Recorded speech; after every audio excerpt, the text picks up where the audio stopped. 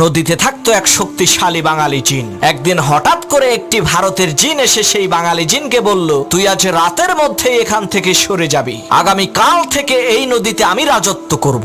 ভারতের জিনের এই ধমকি শুনে বাঙালি জিনটি একটি জেলের কাছে গিয়ে বলল, ভাই তুমি যে এই নদীতে মাছ ধরো, আজ পর্যন্ত আমি কি তোমাকে কোনো কষ্ট দিয়েছি? জেলে বলল, না তা তো দেন নাই। তখন সেই বাঙালি জিন বলল, তাহলে আজ রাতে তুমি আমাকে একটু সাহায্য করবা, আমি ভারতের এক জিনের সাথে লড়াই করব। তখন আমি তোমাকে ডাক দিয়ে বলবো, বড় ভাই আপনি আসেন। তুমি তখন বলবা, ওরে ধর আমি আসতেছি। জেলে বলল, ঠিক আছে। কথা অনুযায়ী রাতের বেলা বাঙালি জিন আর ভারতের জিনের মধ্যে তুমুল লড়াই শুরু হয়ে গেল।